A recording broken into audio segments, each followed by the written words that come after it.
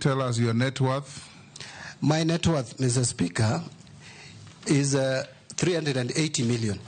And, Mr. Speaker, my net worth, the difference between, I saw some of my colleagues have done their calculation differently, but my understanding of net worth is it's assets less liabilities. Liability, yes. So if you take all the assets that I have, and I wish I had my file here. I've seen your calculation. Yeah, it's 380. You have 437. Yeah, 437 less 57 assets. million liabilities. Yes. You are 380. Yeah, and the liabilities is mortgage within Parliamentary Service Commission. SACCO loans. About 20 million or thereabout. And finally, there is the KCB Bank loan of about 12 million. Yeah. We received 43.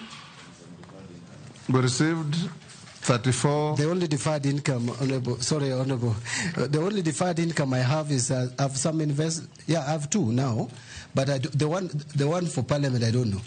The pension, I don't know how much it will be, so I didn't calculate. It will be calculated. But there's one which I have with ICA of about 6 million. Your pension now will be calculated. Yeah. It will be just below 200. Thank you. Chair, I was mentioning that because of the challenges Kenyans have had with this matter, because like now his deferred income next year would constitute part of his net worth, or rather when it matures. Yes. And most likely, if he's approved or if he goes through another vetting, Kenyans will want to know how did your wealth grow? How did your wealth grow? I will be able to explain that, Mr. Speaker. So, nominee John Mbadi, we received 34 memoranda against or about you, some saying it was right to be nominated, others not. And there are 3 particularly that just involve around, I think, parochial conflicts within your political setup.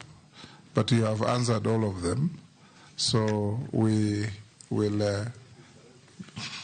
be, there's some things that clearly look parochial, how you quarreled with people.